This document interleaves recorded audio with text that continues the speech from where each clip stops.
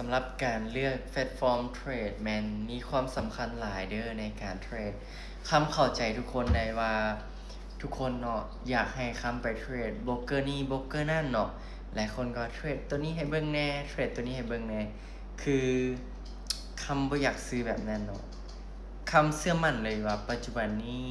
BX Trade เนาะเป็นแพลตฟอร์มที่ดีที่สุดสำหรับคำเนาะ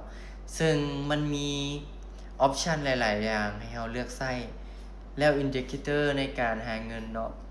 มันมีหลายแห่งเนาะซึ่งคำสามารถหาเงินจากการเทรด binary นี่ได้ง่ายเนาะคำคิดว่าตัวนี้นี่คำเทรดมาเกือบ2 ปีแล้วคำกับบ่ได้พบเจอปัญหาหยังคำคิดว่าคำจะเทรดไปยาวๆบ่แม่นว่าคำบ่ศึกษาโบรกเกอร์ใหม่ได้คำก็ศึกษาอยู่ตลอดแต่ว่าตัวนี้มันสามารถหาเงินได้เดี๋ยวมื้อนี้คำจะมาเทรดคร่าวๆให้เบิ่งเดี๋ยวคำจะเทรดคร่าวๆให้เบิ่งเนาะเดี๋ยวจะออกออเดอร์นึงเนาะ150เหรียญให้มันจบๆไปเลยเนาะซึ่งเราถ่ายจังหวะนี้มาก็ถือว่าโดนเนาะเราต้องยอมรับความเสี่ยงออเดอร์นี้ให้ได้เพราะว่าคำออกลอสใหญ่เนาะเดี๋ยวเซลล์หรือว่าขายเลยเนาะสำหรับออเดอร์นี้คำใส่เทคนิควอลลุ่มเนาะซึ่งเทคนิคจะตามก่อนให้นี่คิดค้นขึ้นมาเองเด้อเนาะบ่ได้ก๊อปปี้ไปเนาะตัวนี้สูตรนี้มันคิดค้นขึ้นมาเองมีความมั่นใจสูงสุด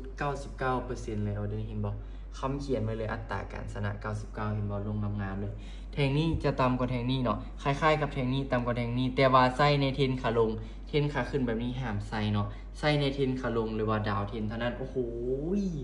ลง18แมตช์เลยออเดอร์นี้3 2 1สวยโอ้โหงามเลยทุกคนสนิทที่ว่าบ่มีโอกาสขึ้นเลยเนาะนี่มาเบิ่งกำไรอยู่ที่ประมาณ1ล้านเนาะทุกคนหรือ47เหรียญเนาะประมาณนี้เลยเนาะเพราะว่าเฮาเทรดนี่เมื่อกี้นี้ขาดทุนไป1ออเดอร์เนาะประมาณ30เหรียญเนาะสรุปกำไรก็เหลือประมาณ1ล้านกีบทุกคนเนาะประมาณนี้เนาะมาเดี๋ยวเฮาเอาออเดอร์ตืมให้มันได้ประมาณ100เหรียญเนาะออเดอร์นี้เนาะซื้อเลยกดบายขึ้นเลยเนาะทุกคนแทงนี่เอิ้นว่า engulfing ทุกคนแทงเทียน engulfing นี่แม่นแทงกลืนกินเนาะแทงนี่จะยาวกว่าแทงนี่ซึ่งแสดงถึงแฮงซื้อจะหลายก่อนรูปแบบคล้ายๆกับออเดอร์ผ่านมานี่เลยเนาะคล้ายๆกันเนาะ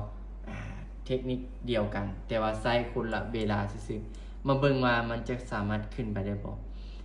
ถ้าขึ้นแบบบ่ได้เฮาจะได้คูณเงินเด้อออเดอร์นี้แม่นเฮาจะบ่มีความมั่นใจเพราะว่าแทงมันบ่มีวอลลุ่มเนาะโอ้เสมอทุกคนเสมอไป1ออเดอร์เนาะมาไปต่อเฮาจะเอาให้มันได้100ดอลเด้อทุกคนหรือว่า$100เนาะอันนี้คือเทรดใน BX Trader แพลตฟอร์ม Binary Option เนาะสำหรับคำมันจะเทรด Binary Option เนาะเป็นส่วนใหญ่ส่วนหลายแล้วคำจะเทรด Binary Option เพราะว่ารู้สึกตัวเองถนัดทางนี้เนาะออเดอร์นี้เนาะคำจะขอบายขึ้นอีกคำหนึ่งเนาะซื้อขึ้นอีกคำหนึ่งซึ่งแฮงซื้อมันดันอยู่แต่ว่าบ่ฮู้ว่าจะสามารถขึ้นไปได้บ่อันนี้ต้องมาลุ้นกันอีกทีนึงเนาะตอนนี้แฮงซื้อดันขึ้นอยู่เนาะแทงนี้นี่วอลลุ่มมันจุงนะทุกคนเห็นบ่จะจุงช่องว่างเนาะซึ่งตามที่คำศึกษามานี่เป็นเทคนิคที่คำยังบ่ได้เผยแพร่ใส่ได้คันว่าวอลลุ่มติดเป๊ะแบบนี้ส่วนหลายมันจะขึ้นไปต่อประมาณ 2-3 แทงนะเนาะ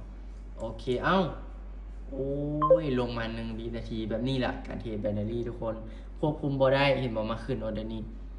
ควบคุมบ่ได้เพราะฉะนั้นคูณเงินเลยเนาะเฮาบ่สามารถเฮ็ดหยังได้คันว่าเฮาขาดทุนไปแล้วต้องบริหารทุนเพื่อเอาเงินคืนมาอย่าเปลี่ยนกราฟเบิ่งก่อนเนาะเอาเทรด BTC เนาะโอเคคำจะเทรดอีเธเรียมเนาะออเดอร์นี้เพราะว่าอีเธเรียมมันตรงเทคนิควอลลุ่มเนาะโอเคเนาะได้ออกสักทีทุกคนบายเลยมั่นใจสุดออเดอร์นี้เนาะเห็นบ่แทงนี้สั่นแทงนี้ยาวแทงนี้สั่นออกมาเบิ่งเลยอันนี้คือวอลลุ่มบอกว่าเทียนจะไปต่อเด้อเนาะโอกาสที่มันจะขึ้นนี่มีหลายแฮงทุกคนเห็นบ่อันนี้ก็ 99% อีกเนาะมั่นใจที่สุดเลยเนาะอันนี้คือการใส่วอลลุ่มแบบเรียลไทม์ทุกคนบ่มีการตัดต่อไล่การตัดต่อโอ้โหขึ้นไปยาวเป็นมันเทคนิควอลลุ่มบันไดแล้วมั่นใจแล้วนะเนาะขั้นตรงบันไดแล้วมีอาการแล้วนะโอเคสวยจัดไปจัดอีก1ออเดอร์ทุกท่านเดี๋ยวมาเบิ่งกำไรวันนี้ได้แล้วบ่$100$100พอดี คันได้$100คำก็จะเซาเลยเนาะเพราะว่าการเทรดไม่ได้ไม่เสียเนาะแล้วก็คลิปนี้เนาะบ่แม่นการชักชวนให้เข้ามาเทรดแต่อย่างใด